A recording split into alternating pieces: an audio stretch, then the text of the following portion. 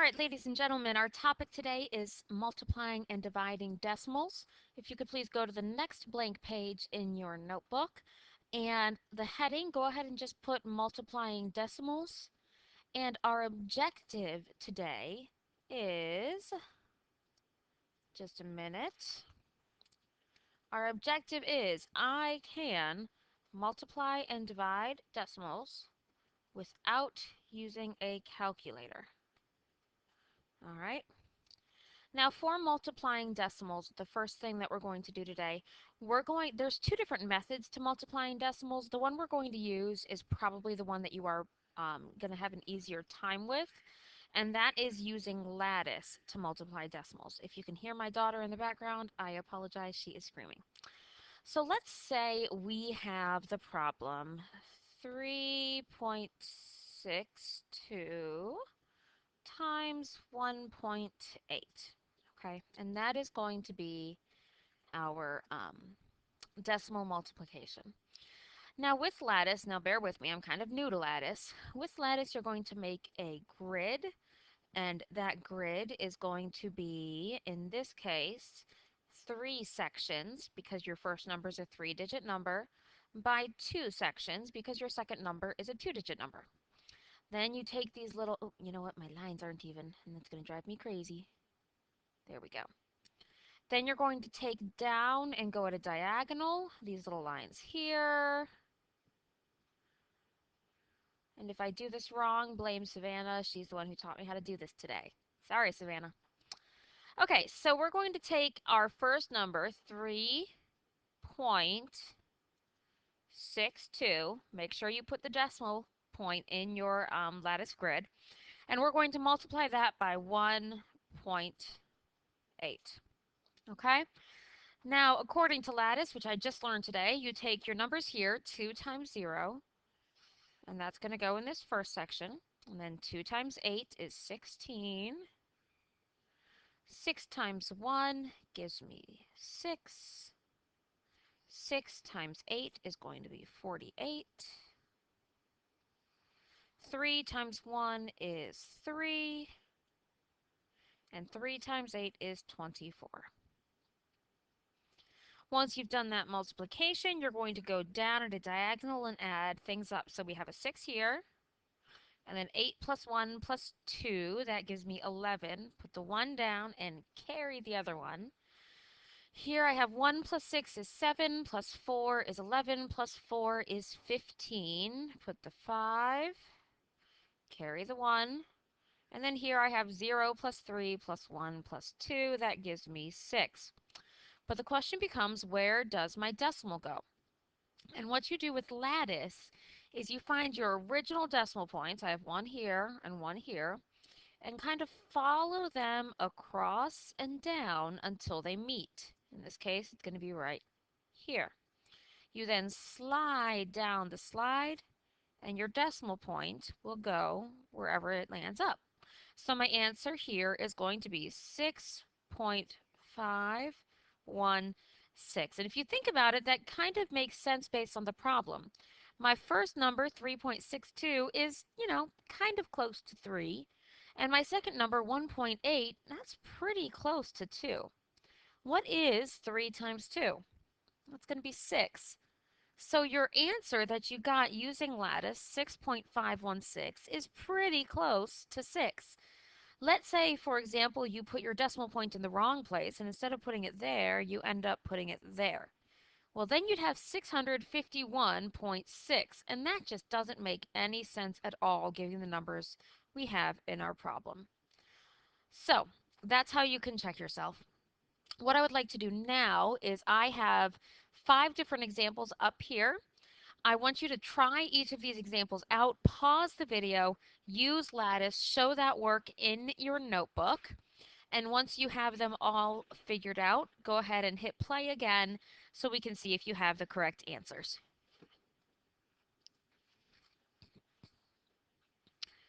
All right, I'm about to show the answer, so if you have not paused your video yet, you need to. Here we go. Sorry, guys. All right, so these are the answers that you should have had if you were doing lattice correctly. If you got one of these answers wrong, chances are good that you made some kind of silly mistake. Let's go back through and see if we can figure it out. If not, at the end of the video, I am going to work through a couple of these examples in case you didn't get them right. I am going to do this one, and I'm also going to do this one. So if you need to, at the end of the video, I'm going to show you how to do those. Moving on, let's talk about dividing decimals. Go to the next page in your notebook and put at the top dividing decimals. Make sure you put the page number and the date and all that good stuff. And when we have a division problem, for example, 16.9 divided by 6.5, the first number in your problem, I like to think of it as that one gets inside the house. So 16.9 is going to be inside the house. The next one is kind of left hanging out on the outside. Now, one of the biggest reasons that I've been so intense about learning how to do long division is because when you have decimal division, you really need to know long division. Partial quotient doesn't work that well for it. So when we have a problem that has decimal points in it, our first step is to get rid of those decimal points. So I'm going to take here, I have 6.5. If I take that decimal point and move it over just one, I end up with 65. That's a nice whole number. I can divide by a whole number. But I can't just do it to the outside and not do it to the inside. It's just like when we have fractions and you do something to the bottom to get a common denominator, you have to do that same something to the top.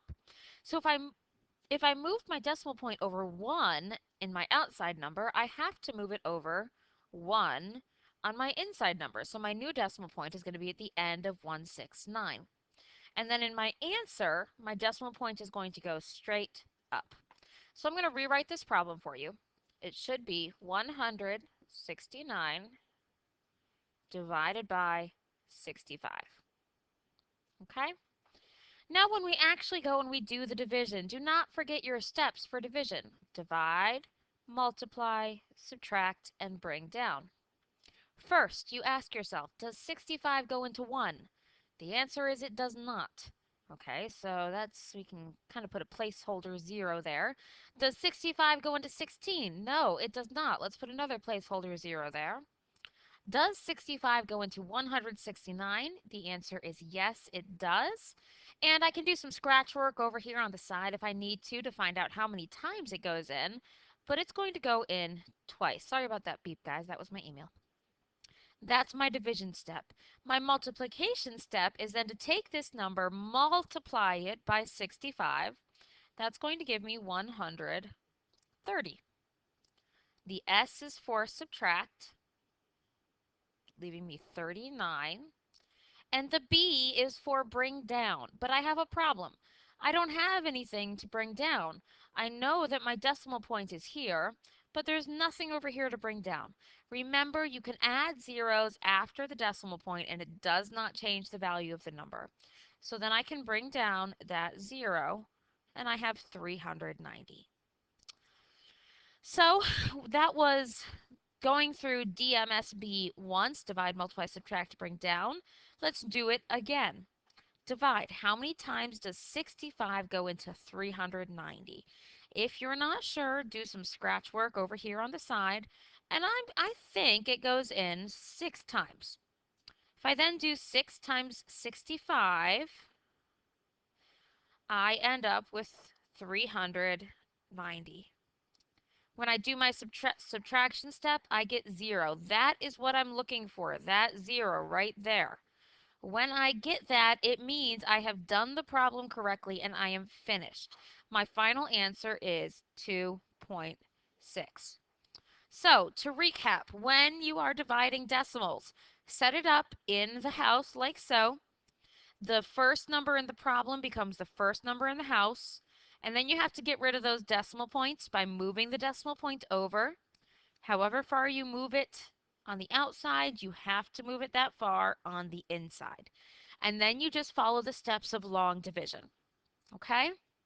Let's go over some practice questions. I have 5 practice questions up here. I want you to give each of them, oopsie, oh no, I gave you the answers. I apologize. The first time I recorded this video, my computer ate it, and all my answers were still up. These 5 questions I want you to try in your notebook. Please don't cheat and look back at the answers from about 10 seconds ago.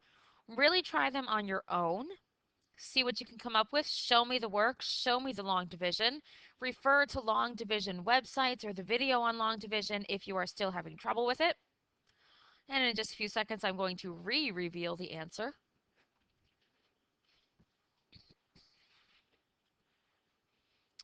All right, so my answers are here. If you struggled with one of these questions, please go back and redo it. At the end of the video, I'll go through one of them. I will go through 1.86 divided by 0.03. So you can see another example worked out. But here are the correct answers. So guys, when you come in tomorrow, I need specific questions. I need to know where you're struggling, where you need help, what you don't understand. And I need to see that you've put the work in, that you've tried these questions and retried them if you didn't get them right the first time. Okay? So at this point in time, if you understand and you know how to do all of these questions, you're free to stop the video. If not, we're going to go over a couple examples. Our first example is 0.6 times 7.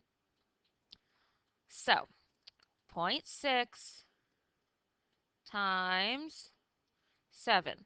Let's go ahead and do lattice. In this case, it's only a 1 by 1 square, so it's a little bit funky. 1 by 1 right there. On this side, we have 0.6, and on this side, we have 7. Now, you might remember that when you have a whole number like 7, the decimal point is kind of hiding right after the number. So let's put a decimal point here. That's my email again. Hiding after the 7. And then I will have my diagonal lines going through, just like before.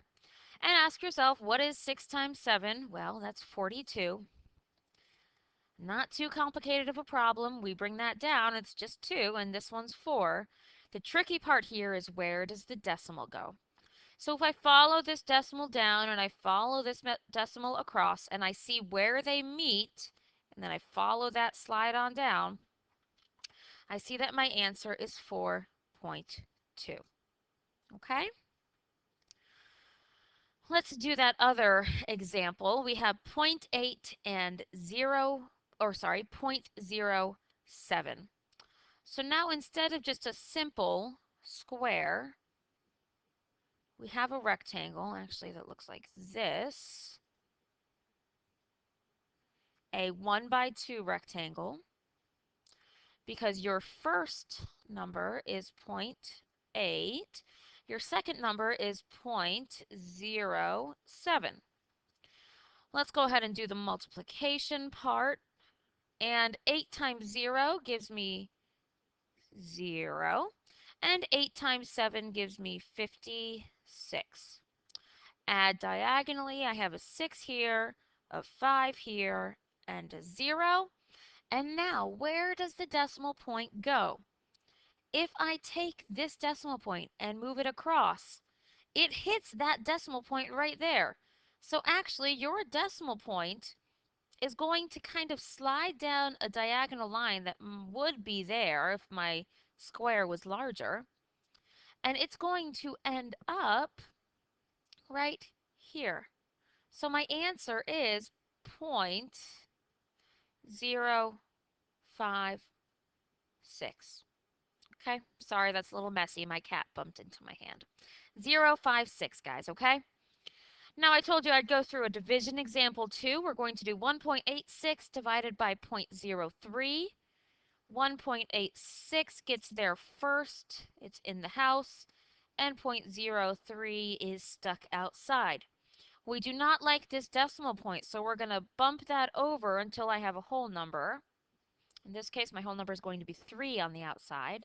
But whatever I do to the outside, I have to do to the inside too. Bump it over, and my inside number is now going to be 186 with the decimal point right there, which means that in your answer, there's going to be a decimal point directly above that. Okay, we'll erase this because we don't, oopsie, because we don't need that part anymore. We do need this part though, sorry. And now we go through the steps of long division. Remember, divide, multiply, subtract, bring down. First step, divide. Does 3 go into 1? No, it doesn't. Let's put a placeholder 0 there. Does 3 go into 18? It does. It goes in 6 times. That's the divide step. Multiply step. What's 6 times 3? The answer is 18. Subtract step. I subtract that. I get a 0. And then the B step, bring down. I've got a 6 left over right there. Okay. Let me make my page a little bigger because I'm running out of room. Next, we repeat the whole process again. Divide. Does 3 go into 6? Yes, it does. It goes in 2 times. 2 times 3 is 6. Subtract. That gives you 0. There's nothing left to bring down.